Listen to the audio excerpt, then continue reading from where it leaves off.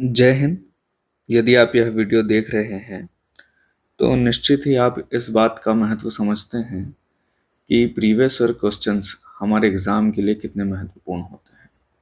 तो हम इस सीरीज में शुरू करने वाले हैं यूपीएससी सिविल सर्विसेज एग्जाम के प्रीवियस ईयर क्वेश्चंस।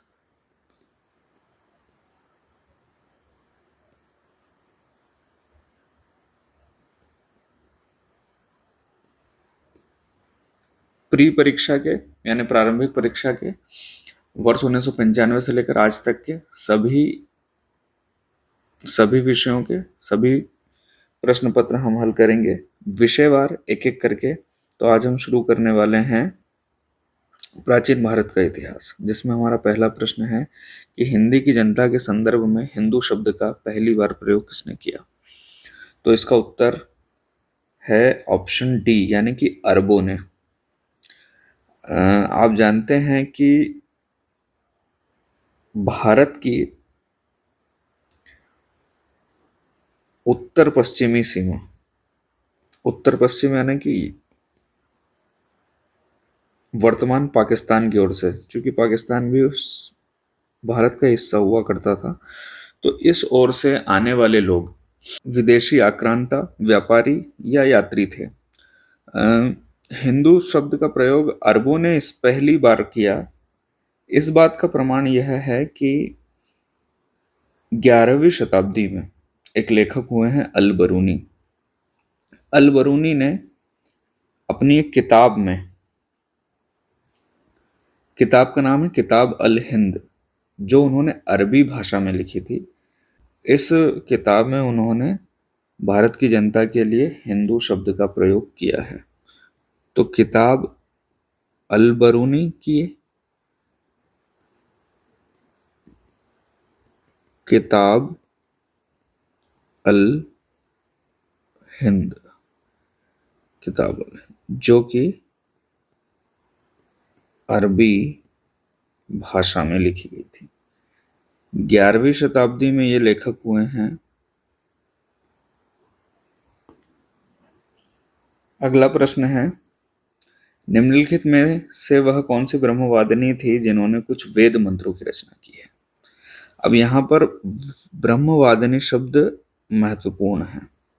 ब्रह्मवादिनियां विदुषी स्त्रियां होती हैं, विदुषी स्त्रियां जिन्होंने दर्शन का अध्ययन और अध्यापन का कार्य किया। तो कुछ ब्रह्मवादिनियों ने यानी कुछ विदुषी स्त्रियों ने वेद मंत्रों की भी रचना की है। उनमें से एक है लोपामुद्रा। लोपामुद्रा के अलावा भी कुछ ब्रह्मवादिनियां हैं जिन्होंने वेदों की रचना की, सॉरी वेद मंत्रों की रचना की, जिनमें है घोषा, सिक्ता, विश्ववारा, अपाला और निभावरी आदि। लोपामुद्रा का एक और परिचय यह है कि वे ऋषि अगस्त्य की पत्नी थी और उनके दूसरे नाम भी हैं वरप्रदा और कौशितकी। ठीक। अगला प्रश्न है, अगले प्रश्न से पहले हम देखें, वेद चार हैं, ऋग्वेद, सामवेद, यजुर्वेद और अथर्ववेद। ऋग्वेद की रचना बाकी तीन वेदों की तुलना में पहले हुई है। यदि हम इतिहास देखें तो इतिहास में हमें पढ़ाया जाता है कि 1500 ईसा पूर्व से 1000 ईसा पूर्व के समय को ऋग्वैदिक काल कहते हैं, जबकि बाद के समय को यानी कि 1000 ईसा पूर्व से लगभग 600 ईसा पूर्व के समय को उत्तर वैदिक काल कहते हैं।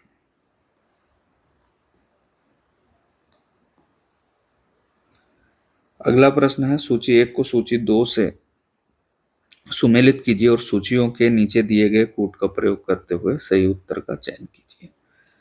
तो सूची एक है जिसमें कि संवत्सरों के नाम है, सूची दो जिसमें वह वर्ष लिखा हुआ या वह समय लिखा हुआ है जब से इनकी शुरुआत हुई है।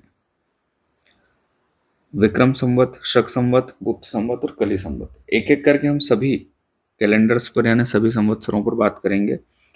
तो विक्रम संवत की शुरुआत हुई है 58 ईसा पूर्व और शक संवत की शुरुआत हुई है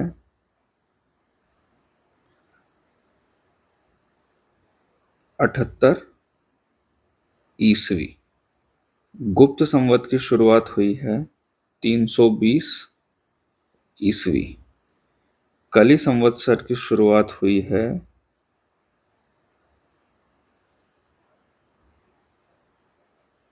3102 ईसा पूर्व। सबसे पहले विक्रम संवत्सर। विक्रम संवत की शुरुआत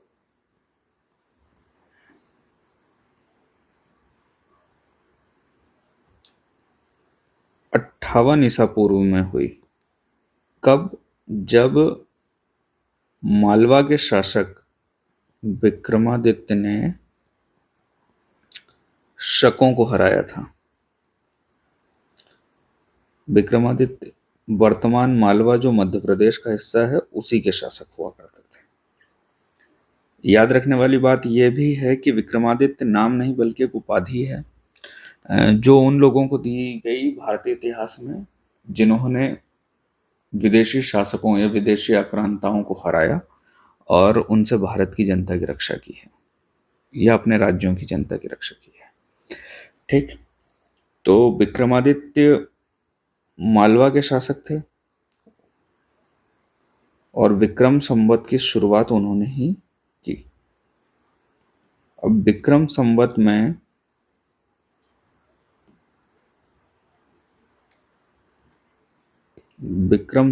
में 12 माह 7 दिनों का सप्ताह,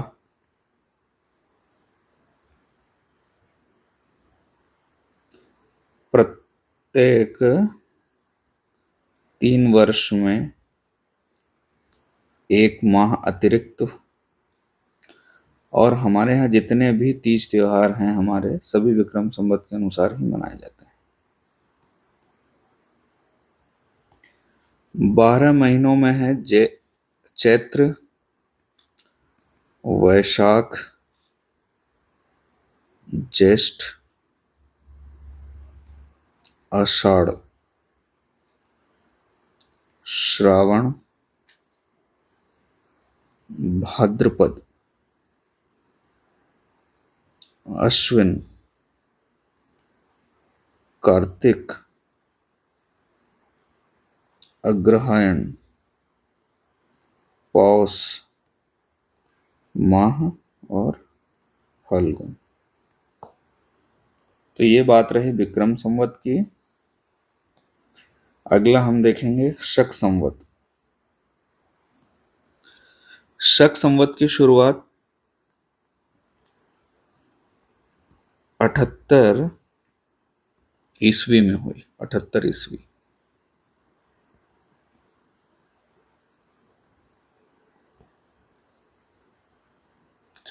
इसे शालिवाहन संवत भी कहा जाता है।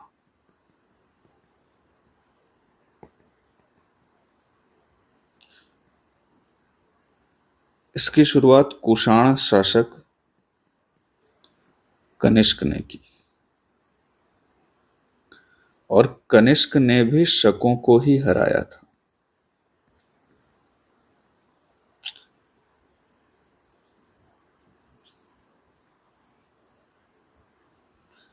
अगला है गुप्त संवत। गुप्त संवत की शुरुआत हुई है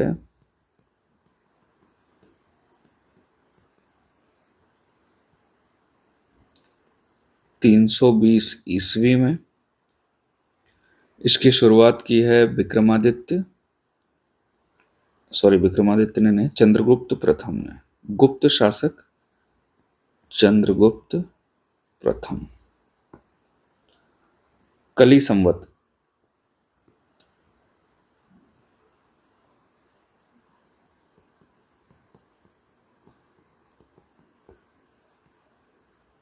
तीन 3102 ईसा पूर्व। कली संवत का प्रारंभ उस समय से माना जाता है जब पांडवों ने अभिमन्यु के पुत्र परीक्षित को सिंहासन पर बिठाकर हिमालय की ओर प्रस्थान किया था। परीक्षित के राजा बनने से।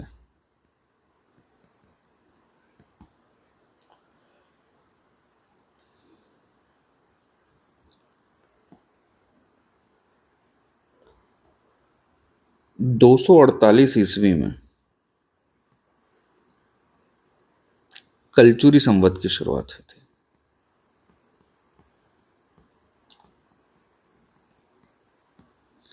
कलचुरी संवत को है संवत भी कहा जाता है। इसकी शुरुआत का श्रेय जाता है आभीर राजा ईश्वर सेन को।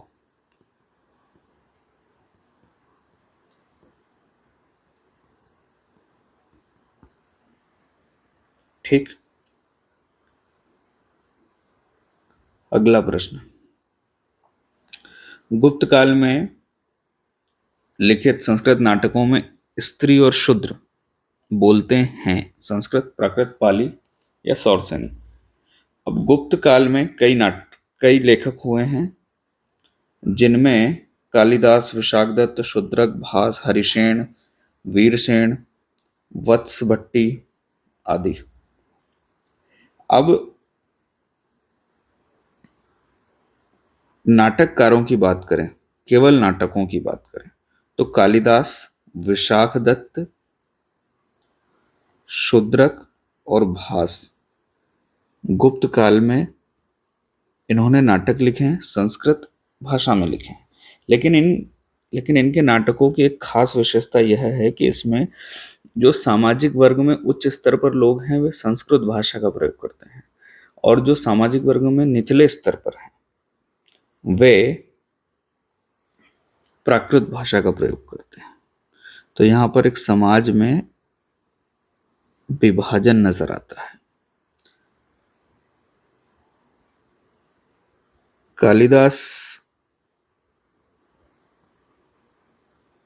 ने लिखे हैं मित्रम,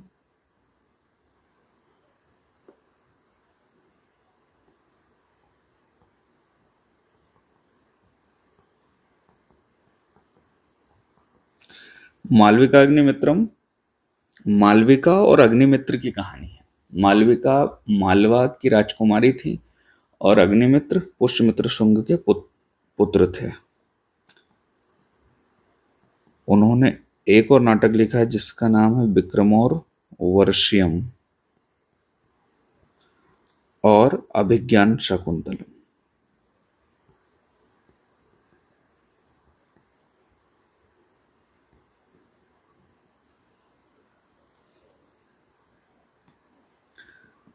विशाखदत्त ने मुद्रा राक्षस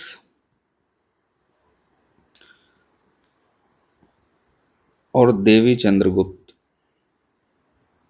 नाटक लिखे। शूद्रक ने मृच्छकटिकम और भास ने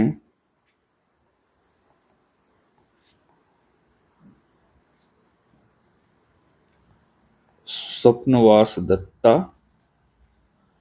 और चारुदत्तम ये नाटक लिखे। अगला प्रश्न है,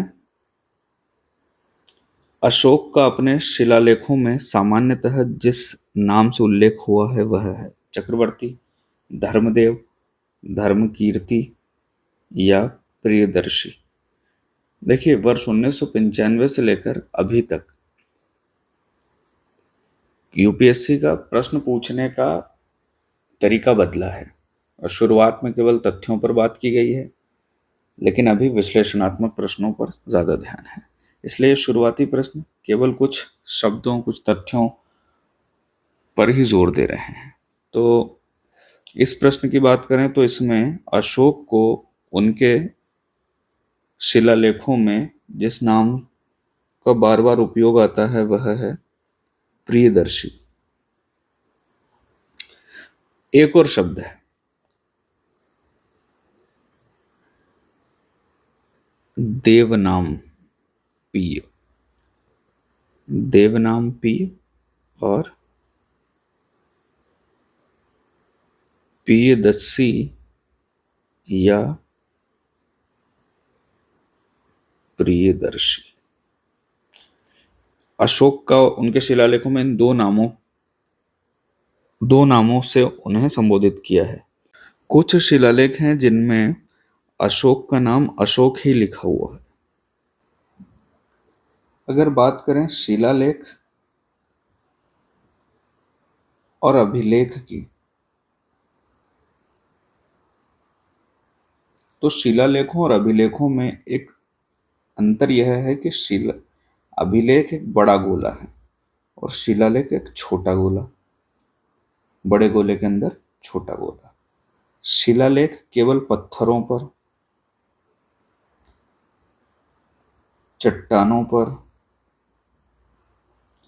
और गुफा की दीवारों पर लिखे गए, जबकि अभिलेख कागज पर, कपड़े पर, पत्तों पर, ताम्र पत्रों पर, पत्थरों पर, किसी भी प्रकार का रिकॉर्ड अभिलेख है। और जो केवल कुछ खास सतह यानी कि पत्थर या गुफा की चट्टानों पर जो लिखे गए हैं वे शिलालेख हैं। अगर बात करें कि कितने देशों में अशोक के शिलालेख प्राप्त हुए हैं, तो लगभग 5 देशों में अशोक के शिलालेख प्राप्त हुए हैं, जिनमें भारत, बांग्लादेश, नेपाल, वर्तमान पाकिस्तान और अफगानिस्तान। 5 देशों में अशोक के शिलालेखों में जो लेख लिखे गए हैं वे बौद्ध धर्म पर जोर नहीं देते हैं, बौद्ध धर्म के प्रचार पर जोर नहीं देते हैं, बल्कि मनुष्य को आदर्श जीवन जीने की सीख देते हैं। इसलिए यह बात हमें ध्यान रखनी चाहिए कि उन्होंने शिलालेखों के माध्यम से बौद्ध धर्म के प्रचार या धर्मांतरण का प्रयास नहीं। अगर भाषा की बात करें तो अशोक के शिलालेखों में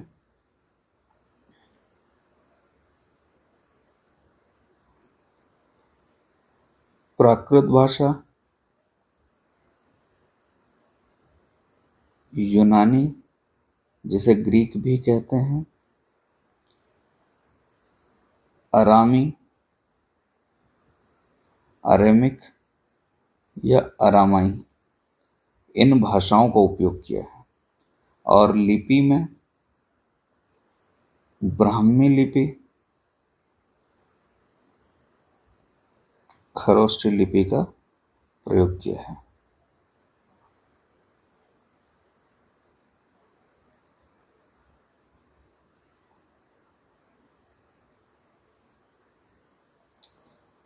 अशोक के सभी शिलालेखों को 4 वर्गों में विभाजित किया गया है।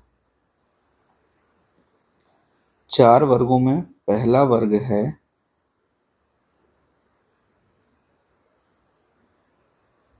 बृहद शिलालेख, दूसरा लघु शिलालेख, तीसरा है बृहद स्तंभ लेख और चौथा लघु स्तंभ लेख।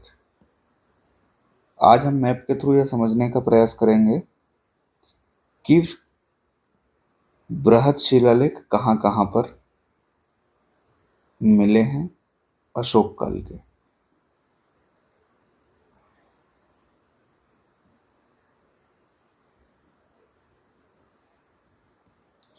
तो पहला बृहद शिलालेख है कंधार में। कंधार वर्तमान पाकिस्तान में है।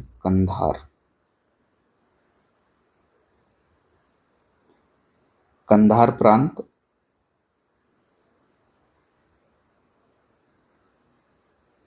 अफगानिस्तान।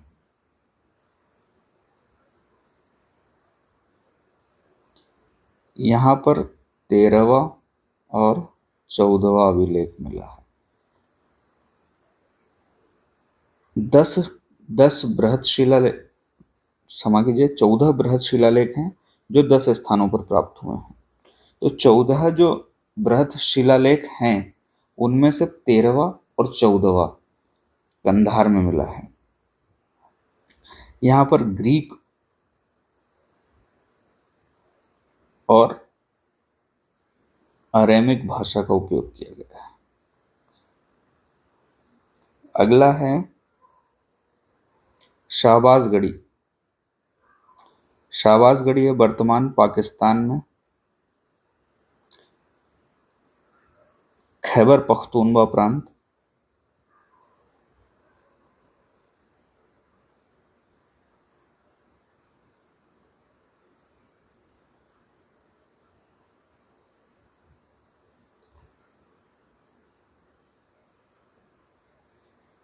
और इसी के पास एक और अभिलेख है जिस जो है मनसेरा।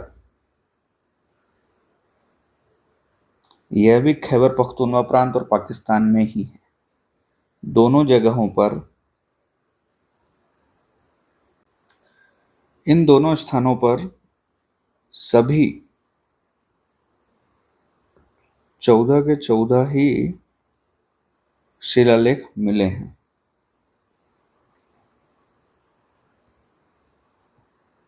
और दोनों ही जगहों पर प्राकृत भाषा और खरोष्ठी लिपि का प्रयोग किया गया है। अगला है कलसी या खलसी।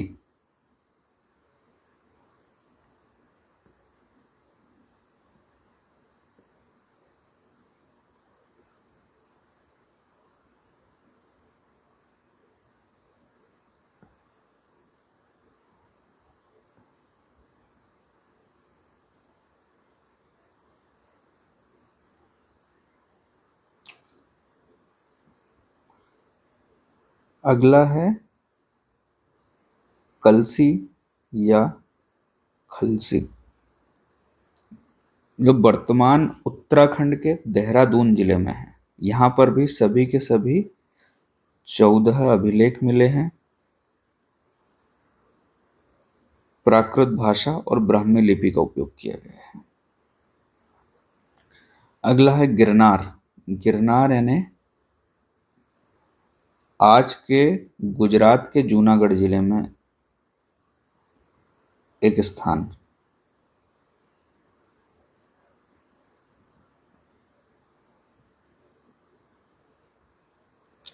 यहाँ पर भी सभी के सभी 14 अभिलेख मिले हैं। प्राकृत भाषा और ब्राह्मी लिपि का प्रयोग किया गया है। अगला सोपारा। सोपारा है महाराष्ट्र के पालघर जिले में।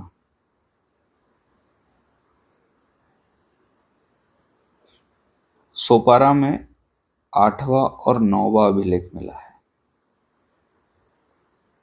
फिर है सन्नती।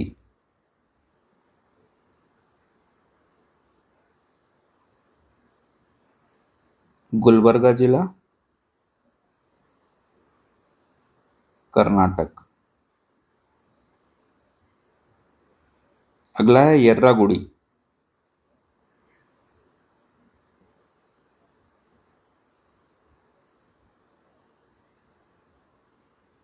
तो सन्नती में 12वां और 14वां अभिलेख मिला है।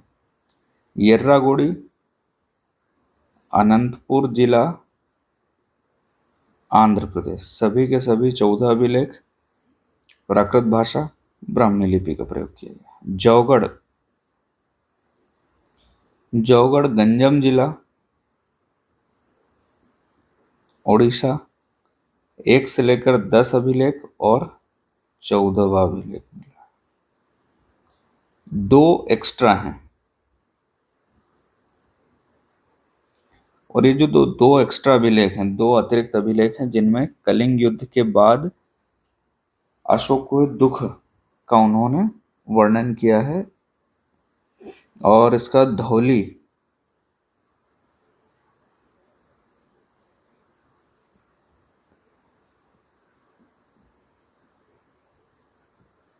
भुवनेश्वर जिला,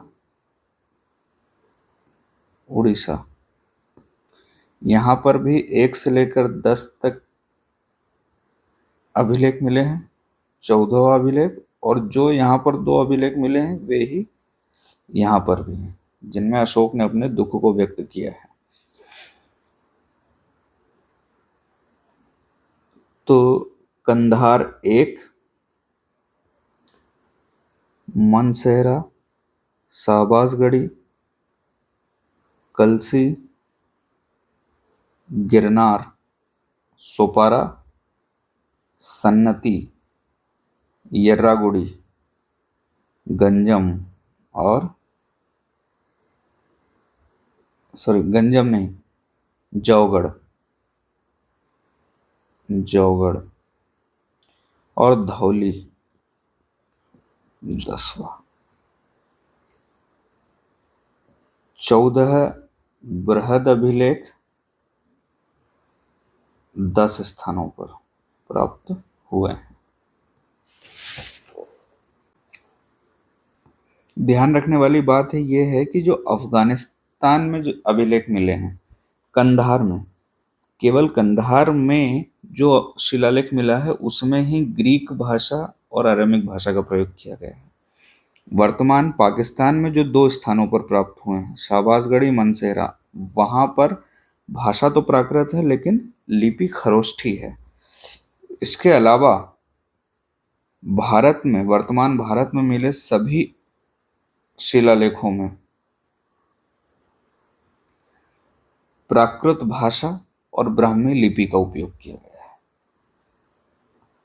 हमने बात की थी कि कुछ अभिलेखों में अशोक का नाम अशोक ही लिखा हुआ है, और वे शिलालेख हैं मस्की, जो रायचूर जिले में, वर्तमान कर्नाटक में है, गुर्जरा, वर्तमान मध्य प्रदेश के दतिया जिले में, नेत्तूर, कोच्चि, कर्नाटक में, और उदयगोलम, बेल्लारी जिला, कर्नाटक में। लघु शिलालेखों की बात करें तो लघु शिलालेखों में रूपनाथ, जबलपुर में, जबलपुर मध्य प्रदेश, गुर्जरा, दतिया मध्य प्रदेश, भावरू, विराटनगर, जयपुर, राजस्थान, मस्की, रायचूर जिला, कर्नाटक में, सहसराम, शाहबाद जिला, बिहार में, महास्थान, बांग्लादेश में, और सारोमारो, सीहोर, मध्य प्रदेश में। अगला प्रश्न है कि प्राचीन संस्कृत ग्रंथों में प्राप्त यवन प्रिय शब्द द्योतक था, एक प्रकार की उत्कृष्ट भारतीय मलमल का, हाथी दांत का, नृत्य के लिए यवन राजसभा में भेजी जाने वाली नर्तकियों का, या काली मिर्च का। उत्तर है काली मिर्च। यवन शब्द बना है आयोनियन से, यवन शब्द से बना यवन प्रिय और यवनिका।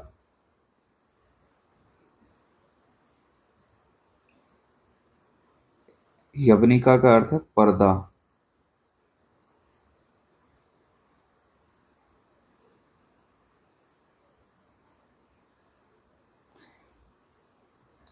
थिएटर में पहली बार पर्दे का प्रयोग इन्होंने ही किया और जिसे भारतीयों ने भी अपनाया। अगला प्रश्न है कि अणुव्रत सिद्धांत का प्रतिपादन किया था? महायान बौद्ध संप्रदाय ने, हीनयान बौद्ध संप्रदाय ने, जैन धर्म ने, लोकायत शाखा ने। इसका उत्तर है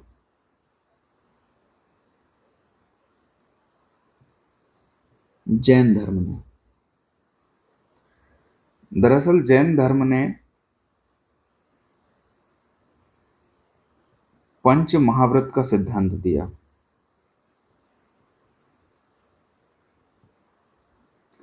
पंच महाव्रत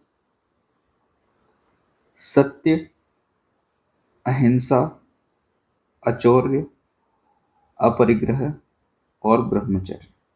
सत्य का अर्थ है कभी झूठ नहीं बोलना, अहिंसा का अर्थ है हिंसा नहीं करना, अचौर्य ने चोरी नहीं करनी, अपरिग्रह वस्तुओं को एकत्र नहीं करना है, और ब्रह्मचर्य का पालन करना है। शुरू के 4 महाव्रत पार्श्वनाथ से संबंधित हैं।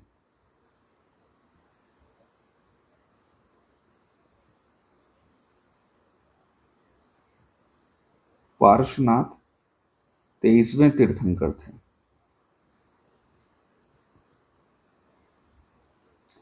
और ब्रह्मचर्य महाव्रत महावीर ने दिए हैं, जो 24वें तीर्थंकर थे। अब पंच महाव्रत ही अणुव्रत हैं। कैसे? जब इन 5 महाव्रतों का उपयोग संत करते हैं, सन्यासी करते हैं, तब इन पंच महाव्रतों की कठोरता ज्यादा होती है। और जब कोई गृहस्थ व्यक्ति इन महाव्रतों का प्रयोग करता है तो इनकी कठोरता में थोड़ी सी राहत दे दी जाती है। तो इन 5 महाव्रतों को ही पंच महाव्रत भी कहा जाता है और अणुव्रत भी कहा जाता है। अगला प्रश्न है, दर्शन की मीमांसा प्रणाली के अनुसार मुक्ति निम्नलिखित में से किन साधनों से संभव है? ज्ञान, भक्ति, योग और कर्म। आपने सुना होगा कि भारतीय दर्शन परंपरा में 9 दर्शन हुए हैं। अब इन 9 दर्शनों को 2 शाखाओं में बांटा जा सकता है, एक आस्तिक मत और दूसरे नास्तिक मत। यहाँ पर आस्तिकता और नास्तिकता का अर्थ हुआ कि वे वेदों के प्रति आस्था रखते हैं या नहीं रखते हैं। आस्तिक मत वाले जितने भी दर्शन है वे वेदों में आस्था रखते हैं, वेदों को मानते हैं, लेकिन नास्तिक मत वाले दर्शन वेदों में आस्था नहीं रखते हैं। जो 6 दर्शन वेदों में आस्था रखते हैं उन्हें षड दर्शन कहा गया है। सांख्य, योग, न्याय, वैशेषिक, मीमांसा और वेदांत। नास्तिक दर्शन भौतिकवादी दर्शन है और वेदों में आस्था नहीं रखते हैं, बौद्ध, जैन और चारवाक।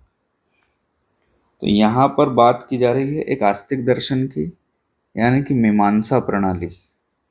मीमांसा प्रणाली में मुक्ति का मार्ग है कर्म, और कर्म यहाँ पर कर्मकांड और वेदों में दिए गए, वेदों में बताए गए सभी अनुष्ठानों से इसका संबंध है।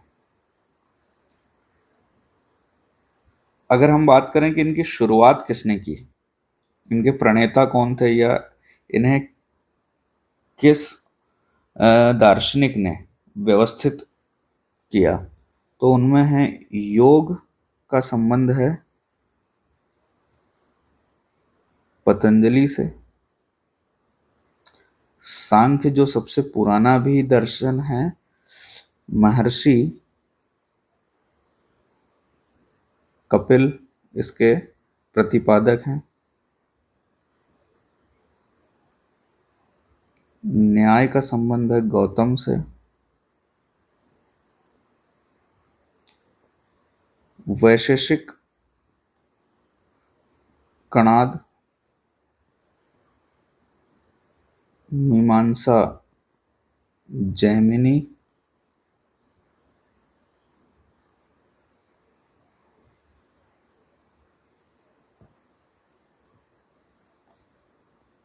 वेदांत। वेदांत की तीन प्रमुख शाखाएं हैं: अद्वैत वेदांत, विशिष्ट वेदांत, विशिष्ट अद्वैत वेदांत या विशिष्टाद्वैत वेदांत, और द्वैत। अद्वैत शंकराचार्य, विशिष्टाद्वैत रामानुजाचार्य, और द्वैत मध्वाचार्य।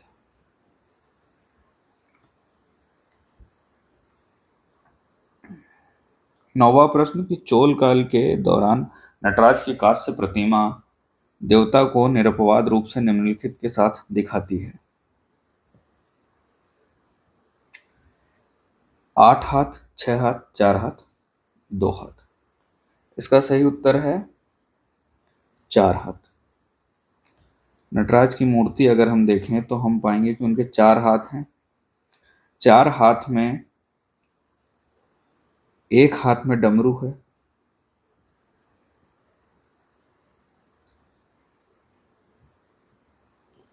डमरू की ध्वनि सृजन का प्रतीक है। ऊपर वाले एक हाथ में अग्नि है, अग्नि विनाश का प्रतीक है। और अगर हम दोनों को साथ में देखें तो यह इस बात का प्रतीक है कि शिव ही सृजन करता भी है, शिव ही संहारक भी है। नीचे वाले हाथ को अभय मुद्रा में दिखाया गया है, जो हमें आशीर्वाद देने के लिए है। और एक हाथ अपने पैर की ओर इंगित कर रहा है, जिसका अर्थ हुआ कि शिव के पैरों में ही मुक्ति है। उनके पैर के नीचे एक बौना दानव दबा हुआ है, जो अज्ञानता, अंधकार का प्रतीक है।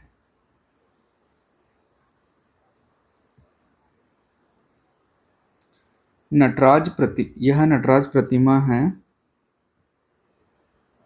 भगवान शिव की। और नटराज यानी कि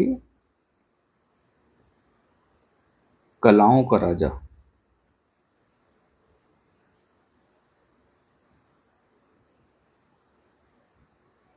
तो भगवान शिव को इसमें नृत्य करते हुए दिखाया गया है। और भगवान शिव का जो नृत्य प्रसिद्ध है वह तांडव। लेकिन तांडव भी दो प्रकार के हैं। एक है आनंद देने वाला, आनंद तांडव,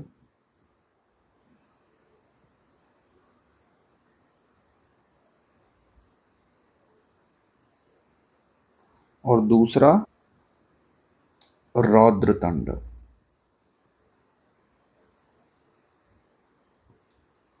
लेकिन अधिकांश लोग तांडव का अर्थ रौद्र तांडव ही समझते हैं, जबकि आनंद तांडव भी तांडव ही है।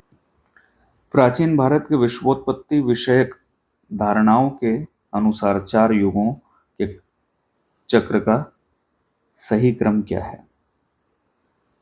द्वापर, कृत, त्रेता, कली, कृत, द्वापर, त्रेता और कली, कृत, त्रेता, द्वापर और कली, त्रेता, द्वापर, कली और कृत।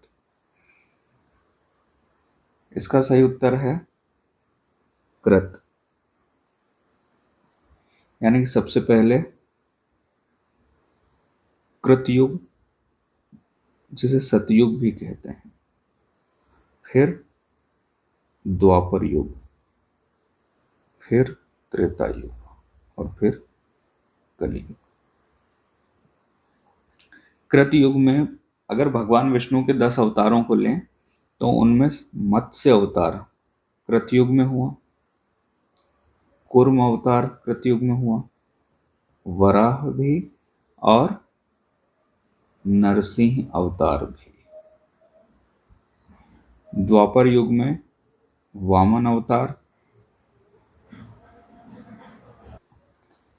द्वापर युग में वामन अवतार, परशुराम अवतार और राम अवतार हुए। त्रेता युग में भगवान कृष्ण और महाभारत इस काल में हुई। भगवान बुद्ध को भी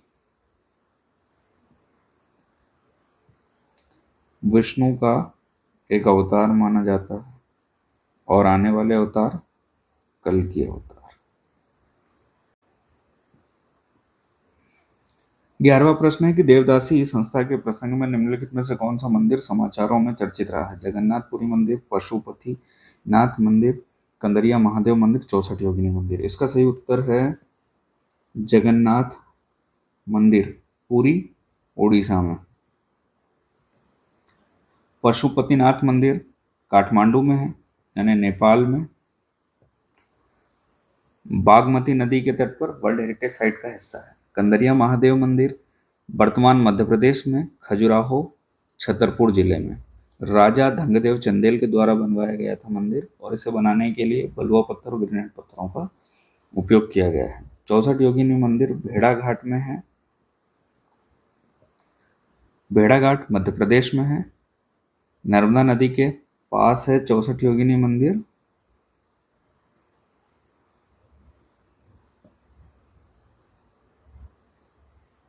हम जानते हैं देवदासी प्रथा एक कुप्रथा रही है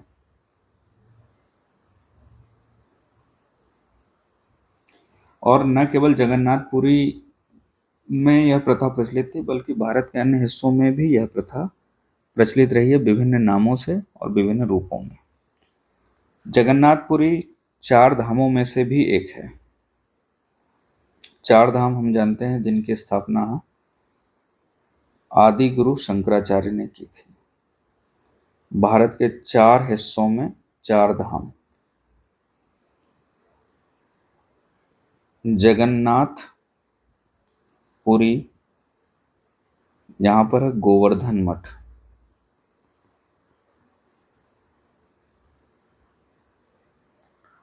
उत्तर में ज्योतिर्मठ बद्रीनाथ में। पश्चिम में है द्वारिका में स्थित शारदा मठ और दक्षिण में है रामेश्वरम में वेदांत मठ। अगला प्रश्न है कि आरंभिक वैदिक साहित्य में सर्वाधिक वर्णित नदी है। इसका उत्तर है सर्वाधिक वर्णित नदी है सिंधु।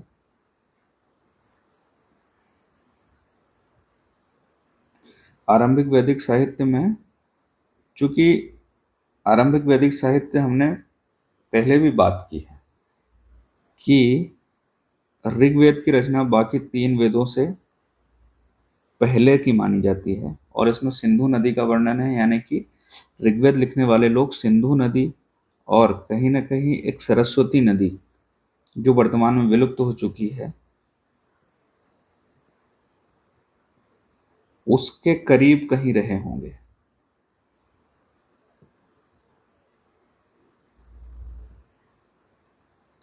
बाकी 2 नदियों यानी कि यमुना नदी का उल्लेख केवल 3 बार हुआ है और गंगा नदी का उल्लेख केवल 1 बार।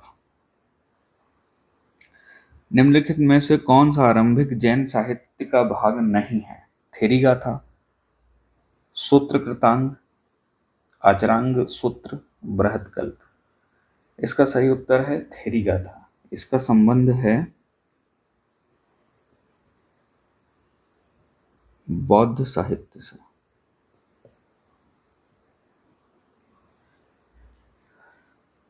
अगला प्रश्न है कि निम्नलिखित में से कौन से तथ्य बौद्ध धर्म और जैन धर्म दोनों में समान रूप से विद्यमान थे? तप और योग की अति का परिहार, वेद प्रामाण्य के प्रति अनास्था, कर्म कांडों की फलता का निषेध, प्राणियों की हिंसा का निषेध, यानी अहिंसा के सिद्धांत।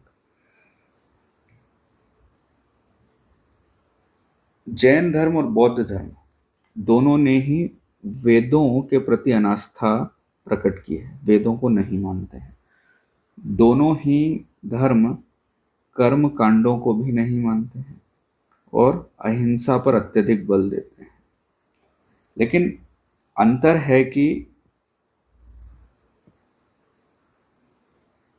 बौद्ध धर्म अति पर बल नहीं देता है, जबकि जैन धर्म अति पर बल देता है। किस बात की अति? तप और भोग की अति।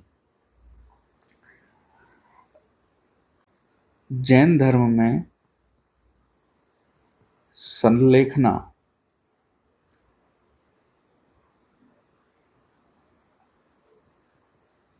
अति का एक उदाहरण है।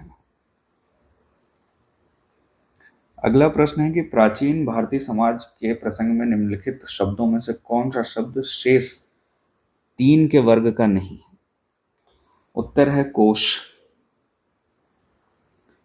बाकी तीन हमारे समाज की इकाइयां हैं, जबकि कोश यानी खजाना होता है।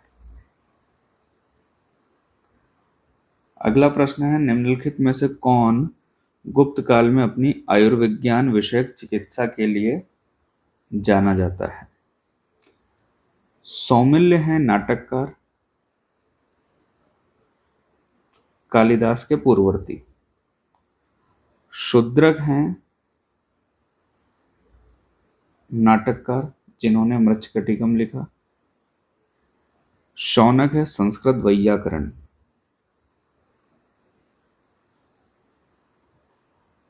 वैयाकरण एक ऐसा व्यक्ति होता है जो व्याकरण लिखता है। सुश्रुत आयुर्विज्ञान विषयक रचना के लिए जाना जाता है। उन्होंने सुश्रुत संहिता नाम की पुस्तक लिखी थी। निम्नलिखित में से किस मूर्ति कला में सदैव हरित स्तरित चट्टान का प्रयोग माध्यम के रूप में होता है? उत्तर है भरहुत मूर्तिकला में। भरहुत मूर्तिकला में हरित स्तरित चट्टानन शिष्ट का उपयोग किया गया है।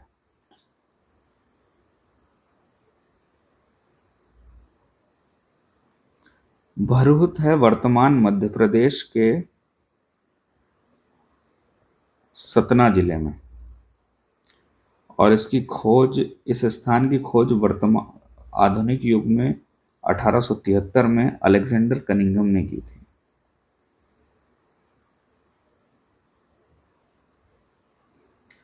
भरहुत में बौद्ध स्तूप का निर्माण करवाया था सम्राट अशोक ने।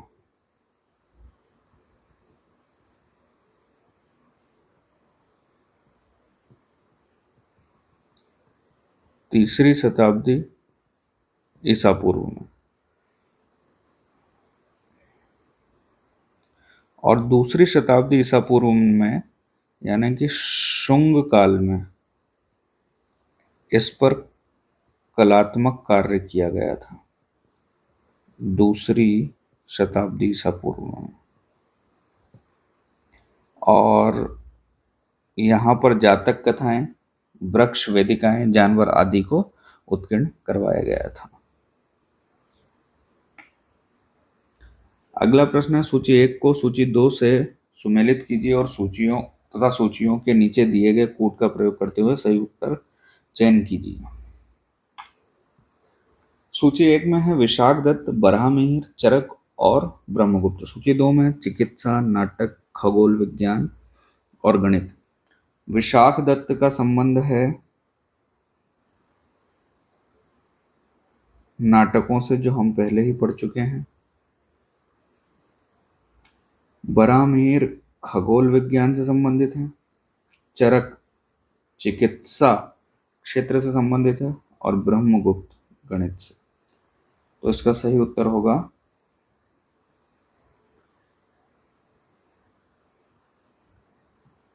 Option C. 19वां प्रश्न है प्राचीन भारत के निम्नलिखित ग्रंथों में से किसमें पति द्वारा परित्यक्त पत्नी के लिए विवाह विच्छेद की अनुमति दी गई है? इसका सही उत्तर है अर्थशास्त्र। अर्थशास्त्र के लेखक माने जाते हैं कौटिल्य, जिन्हें चाणक्य के नाम से भी हमारे इतिहास में जाना जाता है, जो चंद्रगुप्त मौर्य के महामंत्री और सलाहकार थे। अर्थशास्त्र में राज व्यवस्था, कृषि, न्याय, राजनीति, अर्थव्यवस्था आदि विषयों की चर्चा की गई है। कामसूत्र लिखा था महर्षि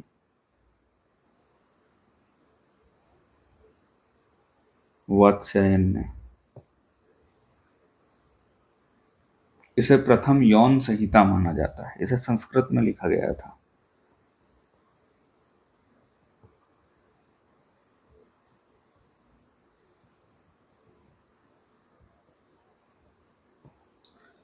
शुक्र नीति सार की रचना की है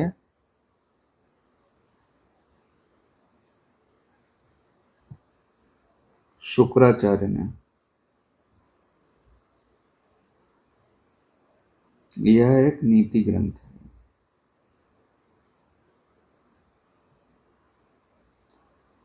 और मानव धर्म शास्त्र मनुस्मृति का ही दूसरा नाम है।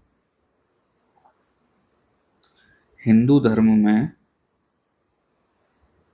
इसे कानून की किताब माना जाता है। यह एक हिंदू धर्मशास्त्र है। इसे भी संस्कृत में ही लिखा गया है। अगला प्रश्न है, सूची 1 को सूची 2 से सुमेलित कीजिए और सूचियों को नीचे दिए गए कूट का प्रयोग करते हुए सही उत्तर चुनिए। गुप्त, चंदेल, चालुक और पल्लव, बादामी, पनमले, खजुराहो और देवगढ़। गुप्त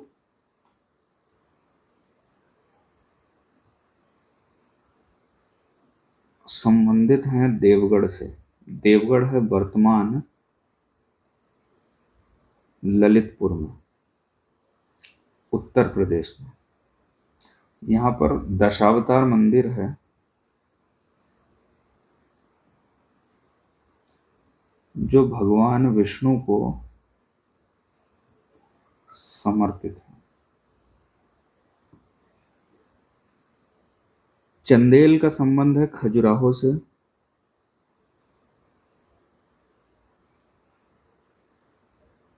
जो कि छतरपुर जिला मध्य प्रदेश में है। यहाँ पर नागर शैली में अनेक मंदिर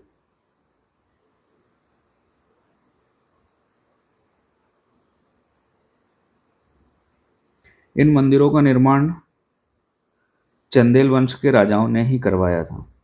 जैसे कंदरिया महादेव मंदिर का निर्माण राजा धंगदेव चंदेल के द्वारा करवाया गया था। चालुक्यों का संबंध है बातापी से या बादामी से, जो कि बगलकोट जिला कर्नाटक में है। पल्लव पनमले से। तो इसका सही उत्तर हुआ ऑप्शन ए। आज के लिए इतना ही। इससे आगे के प्रश्न हम अगले वीडियो में करेंगे। धन्यवाद।